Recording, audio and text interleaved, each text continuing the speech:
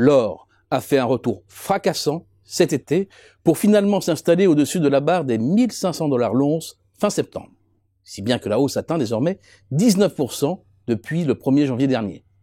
Ce n'est plus un simple accroc, mais une véritable rupture de tendance. Si les prix s'emballent, ce n'est pas un problème d'offre. La production d'offres mondiale est structurellement en hausse. Les incidents de parcours sont rares et le plus souvent liés à des chocs exogènes ultra-violents. La Première Guerre mondiale a fait baisser la production d'or pendant 7 ans. La seconde, pendant 5 ans. Quant à l'abandon des accords de Bretton Woods au début des années 70, il a été suivi par des ventes massives d'or des banques centrales, ce qui a entraîné un recul de l'offre pendant 5 ans aussi. Bien entendu, rien de tel aujourd'hui. Il sort des mines des quantités d'or records, sans parler de l'apport de la filière recyclage qui représente 40% de l'offre mondiale. C'est donc la demande qui bouscule actuellement le marché. Encore faut-il séparer le bon grain de l'ivraie. Il faut tout de suite évacuer le débouché principal. La joaillerie et ses 52% de part de marché est hors de cause.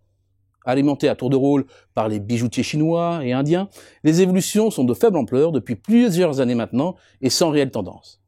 Idem, la demande en provenance de l'industrie, essentiellement de la filière électronique, demeure très flat. Reste donc la demande des banques centrales et celle dite d'investissement. En toile de fond, il y a d'abord les banques centrales. Cela fait des mois et des mois qu'elles achètent massivement et sans relâche de l'or. À 652 tonnes d'achat en 2018, jamais les volumes n'avaient été aussi élevés depuis la fin des accords de Bretton Woods et la fin de la convertibilité du dollar en or. Parmi les banques les plus actives, la Banque centrale russe, avec un objectif très clair, dédollariser ses réserves. C'est sans appel.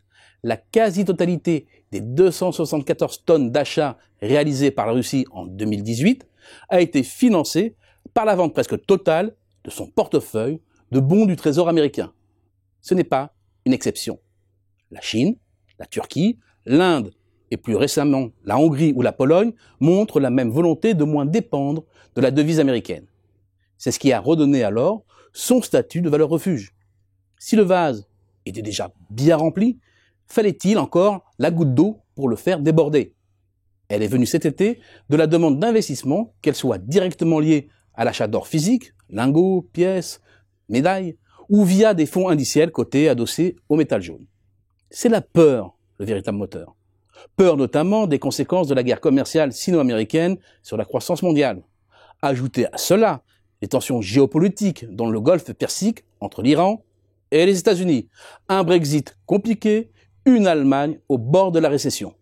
Le cocktail est détonnant pour faire basculer les marchés vers l'or avec une dose de spéculation en plus. Le dernier gros coup de pouce vient, c'est incontestable, des taux d'intérêt réels négatifs. Le taux américain à 10 ans étant passé sous le taux d'inflation. C'est même une véritable aubaine pour les acheteurs d'or.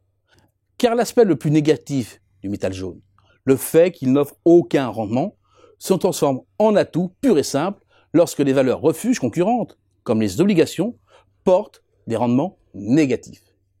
La barre des 1000 $ l'once a ainsi été approchée pour la première fois courant 2008-2009, période où les taux d'intérêt réels étaient négatifs.